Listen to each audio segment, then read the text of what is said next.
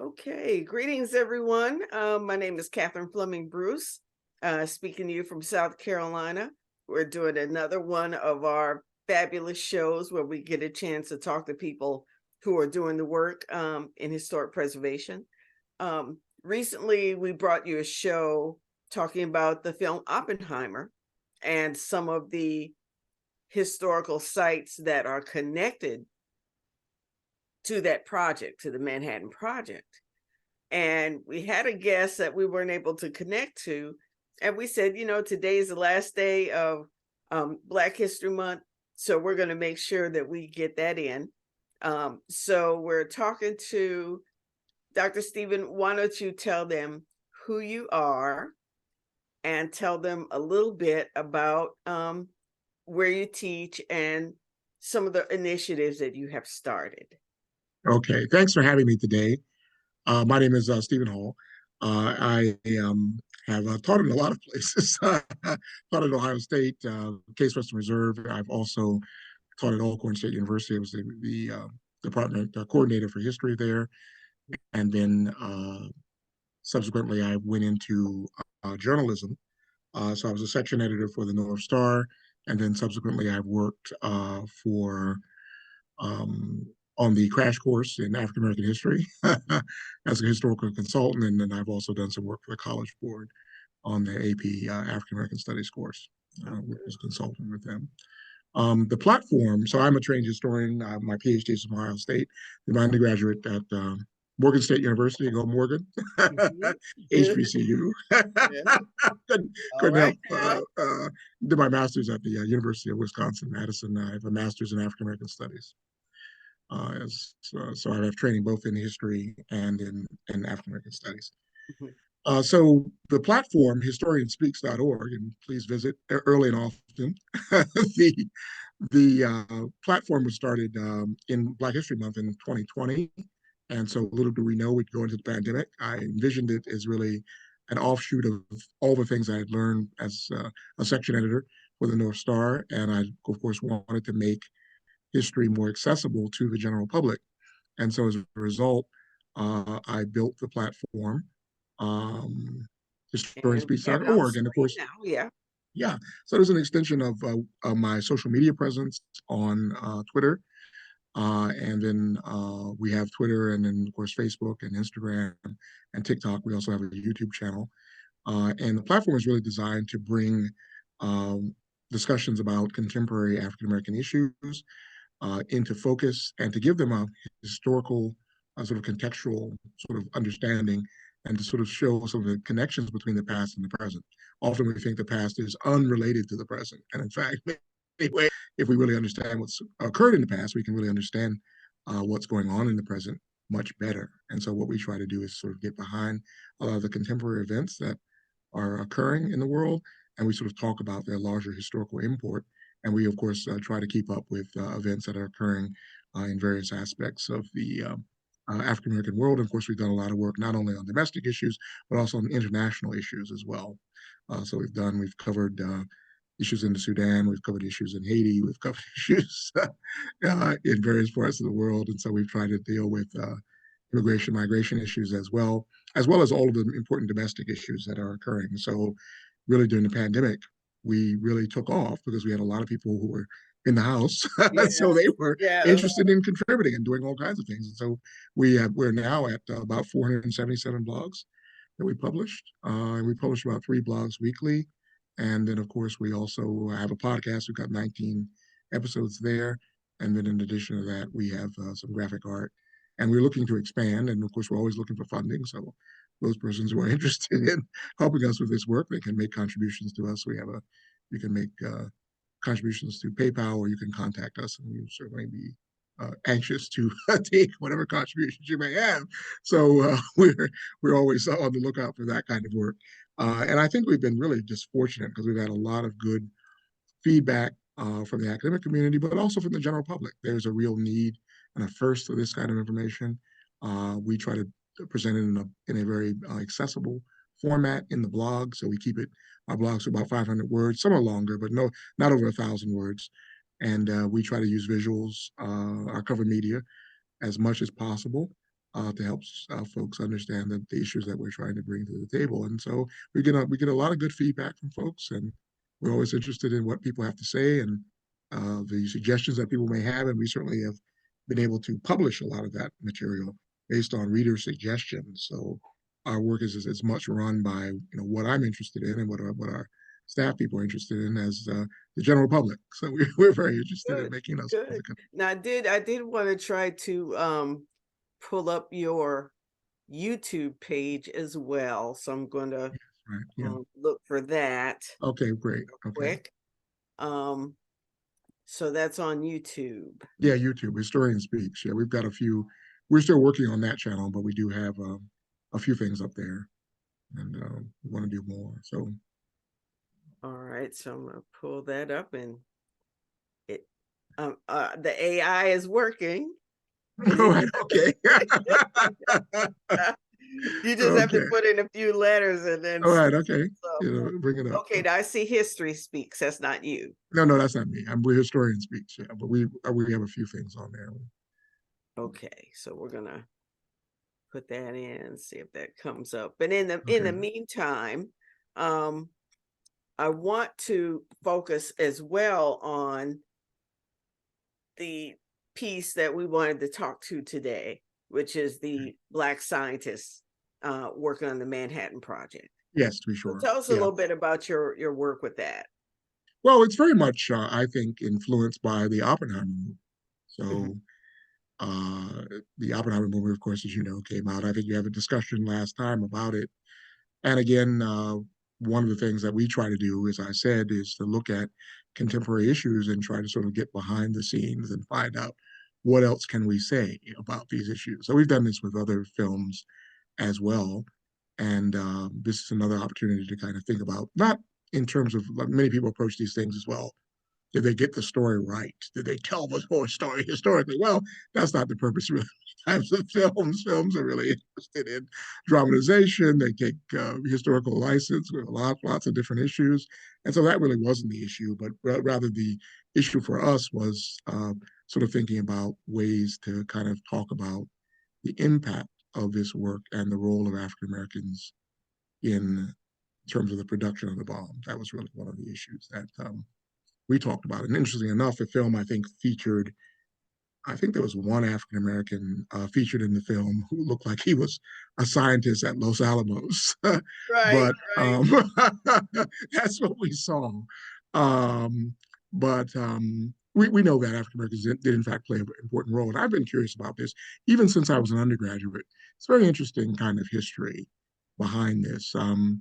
In 1989, I was a junior at Morgan State University in Baltimore, and I participated in something called the Arizona Honors Academy. And that was the same year of Tiananmen Square, the brutal crackdown by the Communist Party in China. And I participated in the Arizona Honors Academy, which was the premier at that time national security forum. And most of the bigger, that was during the Cold War, which is kind of ancient now, this classic battle between the United States and Russia over. And of course, we were on the brink of a nuclear annihilation based Mm. on whether or not someone would use the bomb or not. And so I participated in this, and one of the hosts, one of the scientists who was there, was none other than Edward Teller, who was a close friend of Robert Oppenheimer. And Did you get at any that time, of selfies? course, oh, to get any selfies, that was that was a different time. Oh, right, cell phones were not as ubiquitous as they are now. So Teller, and of course, there was Paul Boyer had written an old book called "By the Bomb's Early Light," and of course, being from an historically black school, I think there's one other person from a historically black school, someone from Bowie State. I was curious as to where the African Americans were in terms Mhm. of the bomb. And Paul Boyer, in his book "By the Bomb's Early Light," which is published in the late '80s, had a few people who had participated in the project. But of course, that sparked an interest for me as a historian in these kinds of issues. And so that's something that's remained with me. So if I would say with the genesis of the project now with the Oppenheimer movie coming out, then of course it just raises some interesting questions. So what we're trying to do now is really talk about um, the 29, almost 29 African Americans who were involved as scientists and technicians in the Manhattan Project, which existed from 1942 to 1945, and who made important contributions. Now, in all fairness to Oppenheimer, we know that there's been no, according to the National Park Service, there's been no um, um, information, or at least we don't think that African Americans were present at Los Alamos.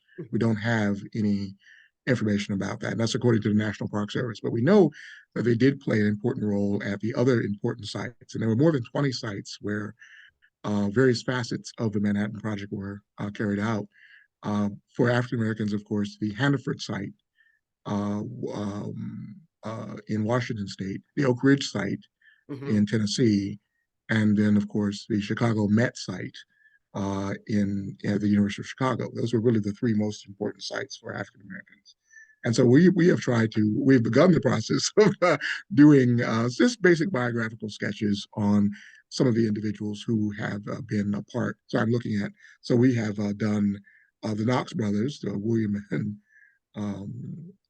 Lawrence Knox, and then we've done a piece recently on Blanche Lawrence, Ella Tyree, and Moody Taylor, and Edwin Russell. So we've done some work on these fascinating, and it's very similar, I think, to the Hidden Figures stuff that you saw in the movie, where a number of African Americans, of course, participated in the NASA project. But here, these individuals played an important role in the production of the bomb, and were quite distinguished for that time, and certainly were quite interesting. Not unusual in the way that I think sometimes it's presented, because there were a cadre of African Americans who were primarily trained in the HBCUs, not all of them, but most, as undergrads, and then were actually able to avail themselves of scholarships by the Rockefeller Foundation or the General Education Board or other groups to go to some of the nation's best schools in order to receive Ph.D. training. So we have a number of people who are getting degrees from Harvard or MIT and especially the University of Chicago. And that was true both in the humanities and in the sciences. And so these individuals make very important contributions to some of the scientific understandings that are necessary for um, the creation of the bomb. And so that's one of the things that we try to sort of highlight and talk about. And I think that augments what people have come to understand, at least about what the bomb means and the role of Black scientists in that work. And a couple of the folks that you mentioned, this one, the Knox brothers. Yes. Mm-hmm. Okay, so we have him, William Jacob Knox Jr. Yes. Let me go back to the other page. Now this is the gentleman who was depicted in the film, Right. Yes. Jesse Yes. Ernest Wilkins Jr. Junior, right, to be sure. So he was really an interesting individual, because he was really a trial prodigy. I think he'd gotten his PhD at 19 and had all 3 degrees from the University of Chicago. It was really a fascinating individual. So yeah, he was really one of these interesting prodigies as Oh, well. and how long was he in Yeah. the film? For like 10 seconds? Right, yeah, right. He wasn't in it for very long, but nonetheless, he was an important individual in that regard. But yeah, so the film didn't, there weren't uh, there wasn't much mention of these folks, but they were certainly very important, I think, in terms of Yeah, doing the so work. But I okay. understand the film wasn't really about uh, the African American scientists, but rather about the Right, bomb as a right. more But he got singular his 10 seconds exploit. in there, so Right, he got we 10 seconds. got He our did get 10 appetite whetted seconds. for more Right, right. information. In the And piece, this is right, yeah. Dr. Tyree that you mentioned here. Right, yes, right, Ella Tyree. So yeah, so there are a number of African American women who are involved in the project, and we featured her in our work, and she worked in the health department. And these there were two, Tyree and Blanche Lawrence, one Tuskegee grad, and the other a Spelman grad, and they were active in the health department. Tyree actually ran a animal laboratory where she was interested in finding out about um, the impact of radiation on animals. I guess it's before IRB. So then that was then used to determine what impact the aftershocks and the radiation from the bomb would have on human beings. Yeah, Mm. so that's very central work, and we find that so those two women are very important in the health division, working around those issues. And then Lawrence, of course, goes on to become a biochemist and is actually featured in a 1949 piece on atomic scientists in Ebony. And Hmm. that's how we know. And it's interesting that, some of these folks, we have more information, less information. Sometimes there's more on the men, it seems, than on the women, which I think is really Hmm. interesting. So Hmm. in the case of Lawrence, her husband was a member of the Tuskegee Airmen and was killed he was in the 1999th Squadron, and he was killed in action over Greece. But there's more information on him than on her. It's Yeah. like, wow, I Yeah. could write a good piece on him, but where's the information on her? And then Uh, there's no mention of her in his bio. oh So my. he's like this standalone guy. But she's really the one. I mean, obviously, we don't want to discount these Tuskegee, but the Tuskegee Airmen is a known quantity. But she is less known, but her work is, I think, arguably just as important. And yet, there's no mention. And there's more information on him than her. Yeah. So Well, that's another thing. that's one of the I don't know. interesting Yeah. that's one of the interesting points Mhm. that I think to bring up for the work that you do is filling in the gaps. And we Yes. think, oh, there's so much information and Right. so much stuff on the web and all of this. And some of the temptation is to think, oh, the work's already been done. Right. To be sure. And then when Right. you actually go in and look, you're like, Right. wow. Right, to be sure, there's still a lot we don't know, and it's certainly out there. And I think given the interest now that there's certainly an ample opportunity, I think, with the web and other kinds of things, to find this information. Sometimes you have to use with some of these things, you have to use something called a Wayback Machine to get some of the stuff that's been archived, but is no longer readily available on the web. So you Right. use the Wayback Right. Machine and get you some of these old newspapers and things that have been archived and that are available. But and it's interesting too that the in terms of finding more information about these people, you have the Wikipedia piece. The Black Past has also done a really good job in terms, although they focus more on the men too, which is interesting. The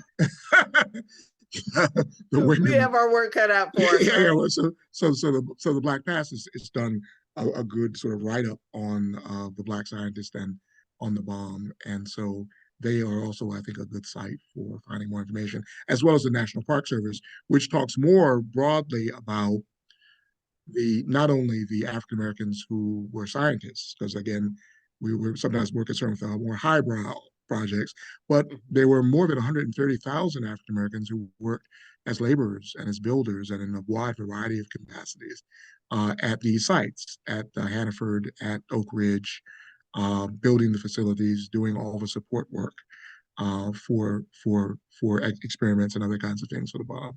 And they sort of lived in these huts and other kinds of things, doing that work. And so the National Park Service has a really good pamphlet. It's about 74 pages, which details the lives of these African Americans and the various activities, like the whole community, church and schools and clubs and all sorts of things are going on at the Oak Ridge facility. And African Americans are really central. The bomb is really built on the backs of African Americans, really, in many ways, because they are really literally holding up the world in terms of That's the and kind of this real physical work they're doing. Yeah. and here's the Black Past site. Right. Yes. Yeah. Yeah, So so let me show. that's a really good site, and of course they're focusing more on the men, but nonetheless, Mhm. we got to dig deep there and find the folks. But it's a very fascinating moment, and I think we're in a different moment, I think, in American history, and the film certainly speaks to. And you can see like the scientists and technicians, and then you Right. see, what do you see? So yeah, so that's Yeah. striking. Yeah. Now I do want Yeah. to go ahead and pull up Edward Roberts Russell, being from South Yes, Carolina, right. because So he I knew is, you had to do it. yeah, yeah, You couldn't he's resist the a moment. South Carolina guy. And Right. So his Russell's, actual yeah. historical house is Right. still Okay. standing. Yes. Um, Right. it Yeah. it does have a historical marker Right. Okay. Very And good. I'll Yeah. yeah, I'll try to bring a picture of that. But Right. Yeah. yeah. Yeah. So he's a very fascinating individual, and important in terms of not only his work in during the Manhattan Project, but his afterlife, because he had several positions in academia and then also with Mhm. DuPont, and was really a fascinating scientist in many ways, in terms of his contributions as a chemist the to the Manhattan Project. So yeah, so really, really important individual, and a native South Carolinian, and HBCU grad. So I know you're Oh an yeah. Allen man, and so Benedict, yeah, Benedict. So you certainly have certainly should be proud of him. I mean, he's been honored in a number of different places as well. So yeah, we incorporated his work, and did some advanced graduate work at the University of Chicago as well.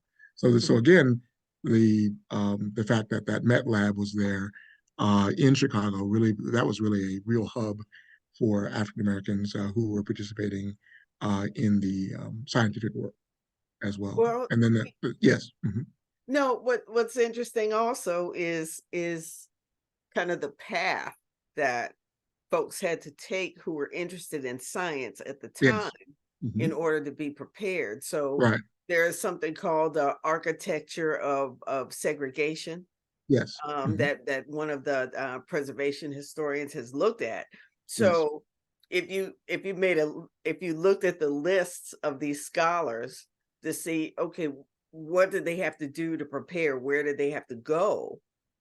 And then where did they have to go to get employment? I think that's also an interesting thing to consider. yeah. So to be sure, and I think this is very interesting too.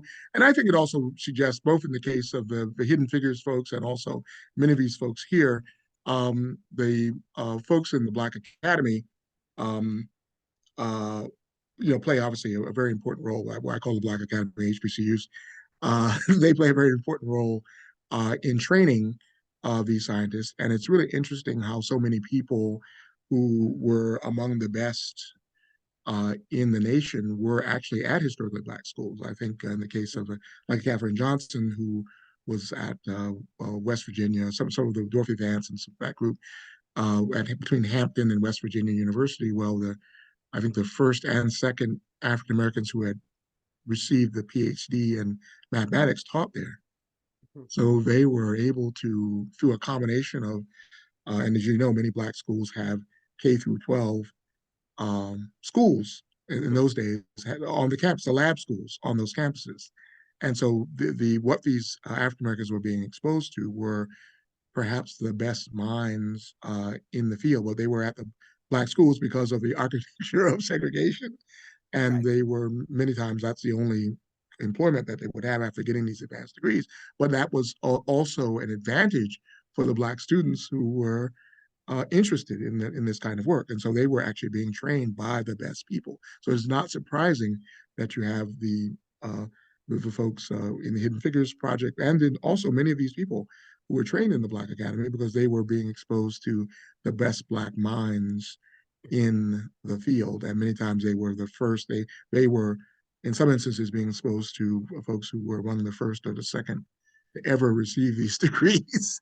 And so they were in a class by themselves. They were in a very exceptional class. So it's not surprising that the students would go on and do exceptional things.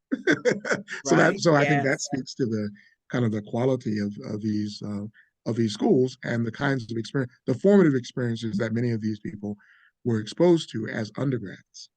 Um, yeah, Exactly. And yeah, here's the National Park Service site right. The National Park uh, Service. Yeah, that we so talked about, right and we to be sure. talked to Thomas Smith, one of the staff Right. persons hmm there Yes. last week. So Yes. this is the many things on their page, and this is Right. one of them Yes. Absolutely. here. Yeah. So Absolutely. these are as you mentioned earlier, Yeah. it's easy to be focused on, the scientists and the Right. people who had, certain elite type of jobs. They Right. wanted To to be make sure. sure to include here everyone. Right. To be So sure. the people who worked in the coal yards Right. To be sure. are Yeah. pictured here. Right. Indeed. Yeah. So these, African Americans are really central to this project in all sorts of interesting ways. And so I think that that makes we did one on Moody Taylor and the Knox brothers, and they are the anomaly in some ways because they're trained primarily in the white academy. So, but they're born in the North, and then of course they are part of the um, African Americans who are born in the North, but of course also have exceptional opportunities. And so both of the brothers were able to go, one to MIT and the other to Harvard, and they were able to make important kinds of connections as well in terms of their contributions to the to the atomic bomb. So yeah, so the Knox brothers are really interesting. I didn't really know much about the Knox brothers before I started this work, and so Mm. I was really fascinated by their story as well. But again, it shows you like the complex trajectories of African Americans, not only coming out of the rural South, but also in the urban North. And in the case of the Knox brothers, they had come from several generations of freeborn people. Mhm. So their father was a postal clerk, Mhm. so he had a very good, government type job, and so he was, in a very strong position to see to it that the boys. And then they also have a brother, Clifton Knox, who was a U.S. diplomat. So, Mhm. so they have Mhm. a Mhm. tremendous achievement there in that family. So yeah, so that's another trajectory of a freeborn, a longer tradition of freeborn Black people who are clearly in the middle class. You Shortly after the end of slavery, and then are propelling forward. So he's at Harvard, and they're at Harvard, and then they go to MIT and Stanford, and then Harvard, and then they're able to get involved in the Manhattan Project as well. So these trajectories, I think, are complex, not just folk who are coming from the South and then going to the HBCUs. Yeah. Well, it makes me think about, those of us who are of a certain age can remember the card catalog. Oh yes, right. Okay. Yes. And the card Okay. catalog, I always found the card catalog so interesting because you go there looking for something and there's all these other things that you find, Oh, to be sure. Right. just Absolutely. Yes. flipping through. Oh, So absolutely. Yeah. yeah, so the conversation about Blacks in the Manhattan Project is going to bring you to all these different things, to all these different Right. issues. To be sure. Absolutely. Um, Yeah. yeah. And Right. to think also about the different ways that we're trying to keep the story alive. Right. To be sure. Yeah. So Hmm. this is an example, in addition to your site, the different Yes. online sites that are trying to do this. The National Park Service, of course, is trying to preserve physical sites. Right. To be sure. Hmm. Right. So um, that's something that I have a great interest in, the physical site that we have Right. here, Hmm. of the Manhattan Project. Right. But that's one of the more onerous aspects, in my opinion, of being able to do the preservation of this history Okay. is trying to preserve the physical sites. But if Right. you're Okay. able to do that, then a lot of benefit keeps on to that, street Oh, signs and right. markers Right. and Oh, absolutely. Yeah. Right. all these other things that can be Right. tied to it. Right. Um, Yeah. so I just wonder, in the case of the people that we talked about, how many of them have a physical site that's connected to them. I don't have the answer to that right now. Oh, right. Yeah. That would be very interesting. Yeah. So I assume that many of these people do have papers. Certainly, in the case of Edwin Russell, we know there are some papers and other kinds of things, and Mhm. some of the others may have. It's difficult. I mean, I found for the two women that we've done so far, very sparse in terms of we're relying on pretty much what's on the web. And then, of course, there's this, as I said, this feature in Ebony on 1949 on atomic scientists, and that's pretty much the information we have. So it's very difficult to trace. Certainly, someone like Jerry Ernest Wilkins, there's a lot of information, not only in terms of Mhm. him being a prodigy, but then, of course, at the University of Chicago and papers. And then, of course, I think he's also been cataloged on some of the other Black sites and that kind of thing. I think they've also probably done an interview with him, some of these Black past sites, and Right. so So so so yeah, so interviews we is one yeah, part of it, right, the historic um, physical site is one right, part, right. the The papers, papers. if you have Mhm. papers, what have they donated? Certainly, employment history would be Mhm. another, because we know that many of these people were employed, and then of course now. obviously government records are obviously important because a lot of the materials, with the Manhattan Project is now being declassified after 50 years. Mm-hmm. So now Mm-hmm. we can know more about some of the things that these folks were working on if the government doesn't redact, redact a lot of Yes, it. unredacted. But yeah, so that's another kind of thing. Any family members that are still alive, Mm-hmm. that can also, of course, be an important source for any information they may have kept in terms of their own letters or diaries and other sorts of things outside of the papers. And many times, I think we find that the families may have material Mm-hmm. as well. And then newspaper and journal accounts, as I said in the case of Tyree with the atomic scientist piece, anything we can find in the newspapers or magazines of the time. Black newspapers are particularly useful in that regard, especially in the major cities. Things like the Chicago Defender, obviously Mm-hmm. important. Ebony and Jet are obviously important, and any other kinds of things. And then there are researchers who are doing work. The Shane Lantrum has done a big paper that's about maybe 20 years old now on blacks who were involved in the bomb. So that paper is circulating around, Mm-hmm. work by researchers as well. So I think that can also be another important site. And then we of course obviously have the production of these individuals, like folks who did for instance, in the case of Ella Tyree, she wrote a number of scientific papers. So Mm-hmm. if you go to historianspeaks.org, you will see the papers that are, we included her papers where she cited.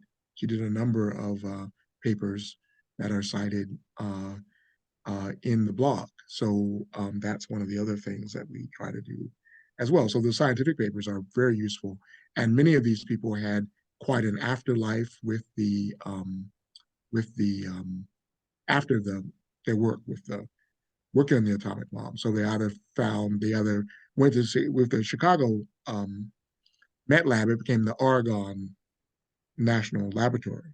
So some people continued on there. Others found work in industry, like we mentioned with Edward Russell going to DuPont, and Mm-hmm. then others were academics. So that's another area where, and they publish papers. Russell published a lot of stuff, and the other thing we have to remember in the case of someone like Russell um, and others, they had patents. Mm-hmm. That's another area Okay, where we find, so they had patents for various things as well. So that's interesting. yes, both Moody And Taylor and Russell, I know for sure, had patents, and we included some of that information in there in our blog as well. So that's another. So the U.S. Patents Office is another area where we'll find some interesting material. Yeah, I also think about um I don't want to say public access.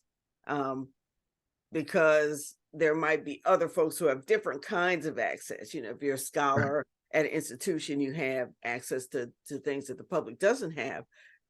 But just access to being able to find and see. So even when we say newspapers, you might right. go to a newspaper and they have a paywall up, Oh, right, that's true. Yeah. Mhm. and there are other newspapers that may not have put all their stuff online yet. Right, Even if this example that we're looking at here with the 15 that have their photographs, right. sometimes even the photograph of the person isn't publicly available. That's right. Or not correct. Right. Yeah, it's copyrighted, and you Right. have to Yes. pay to use it. Right. Um, Right. For sure. and here you see that some of them have a bio, and this is Right. this is Wikipedia. Some of them have a bio, some of them don't. Right. Yeah. So the work still remains to make sure that all these folks have that information, and that's the work that you're doing at Historian Speaks. Yes. Right. We're trying to do that work, and again, that's a wonderful segue because I think in many ways this work obviously is extremely important. It's a way of sort of showing the connection between the past and the present, and of course, there's a lot of interest, as we know, see through the movie, an Oppenheimer in the bomb, and certainly it is a very important development in the 20th century, and certainly has implications for the 21st century. And so African Americans are, as they always are, at the center of these projects, and they are really fundamental to the project. And so it is our responsibility, it is our calling to make sure that we can do the work that will preserve the memory and will provide information for these individuals for generations to come. And so I think that's really important and essential work. Yes, definitely doing essential work. And I hope that all of you who can contribute to the Historian Speaks will Yes. do so. Oh, Um, to sure. Yes. because there's not a lot of money out there for preservation Right. and for people who are doing this work outside of Yes. the academy. Oh, So right. To sure. we Yes. we definitely encourage you to find their information. We'll go back to that page Right. because I'm Yes. sure there's a place on there. Yeah. Right. You can go. Yeah. You can scroll to the bottom, all the way to the bottom of the screen, Mhm. uh, to the front, to the landing page, and you can go all the way to the. Well, you. Oh, I think we got to close that. Yeah. We can just close the blogs, and then we can just go to the. Oh, okay, Well, okay, right. Yeah. Just yeah. close So the this is blog. this is what the blog looks like, and this is Right. their. Yeah. This is what. So this is when you can see all of the blogs that we've ever published Mhm. by clicking on the My Blog page. And so that will just give you all the blogs we published, all 477. And we're very proud of the work. I think we've done really some fascinating things on a Yeah, this shoestring is. budget. And it's just fascinating. We've gotten a lot of help. We're so grateful to those who have assisted us as contributors and have worked with us, our freelancers and our editors and others who have helped us in the work. So yeah, So so if they're you they're putting in the work. So we need to go yes, back to the yeah, home just go site. right. Just go right. Just go back to the whole site. Yes. Now you can scroll to the bottom, all the way to the bottom, all the way, and then it says, okay, good. Support us. You can go up a little bit, and it says, donate Oh, now. okay. Donate Gotcha. now. Gotcha. We couldn't be, Okay. and you can also join our mailing list as well. So that'll give you an Yeah. opportunity to do that. You can donate what you what your heart desires. Yeah. Well, Right. please, we ask you to please do that because Right. these To be folk sure. are talking to me for free. So I'm at the moment. We're What so is it grateful. called? Stipend or Right. whatever Yes. that scholars get. All So right. you all Yes. are responsible for the Right. stipend Right. Right. Yeah. for Dr. Hall. So Right. To be sure. We're so grateful. I mean, whatever yeah. you can So give until you yeah, can't anymore. yeah. And today is the Be last generous. day of Right. Black Yes. History Month, Right. To be but sure. your giving today will help them to continue to do the Right. work in To do March that. and April and because Yes. the work continues. To be sure. Always. Always. And we've got some great graphic art just above that. Mhm. Jerica Johnson, who is a graduate of Alcorn State, has done some wonderful graphic art for us. And so that's all Wow. original graphic art. And Oh, wow. so grateful for her and her work. And so we just so grateful to have so many wonderful people, highly talented people working with us. Couldn't do it without them, and so they are truly the bridge that allows me to get over. So Well, look, tell I have to tell praise tell them. the graphic artist that she Yes. may want to make t-shirts and Oh earrings yes, right, to be sure. and put some of them on your page and let people Right. buy them. Oh, to be sure, absolutely. You're thinking along the lines of my own heart. Oh yeah, playing cards, Oh, to be all of sure, that. right. Yes, absolutely. Yes. Mugs. Wonderful. Wonderful. Wonderful. Yes. Okay. Well, I thank you so much, Dr. Hall, Dr. Stephen Yes. Hall, for being a part of this show today. Historian Speaks on the last day of Yes. Black History Month 2024. Yes. Right. In 10 days, we will find out who will get the Academy Awards. Yes. Right. And To we're be pretty sure. sure that Oppenheimer will do a big sweep there. Right. To be sure. Yeah. So there will continue to be interest in Right. Black scientists who were a part of the Right. Oppenheimer project, Manhattan Yes. Project, and Right. and we'll be there to share that with them. Right. To be sure. And we'll be continuing to work on the series as well. Yes, So we've yes, got that'll continue into March. And so yeah, we'll be going right on with our series as well. So come to historianspeaks.org and see us. excellent. Well, thanks Yeah. again for being here Yes. today, and we appreciate all of our guests to come, and look forward to seeing you next time. Okay, thank you for having me. Have a great afternoon. I will. Okay.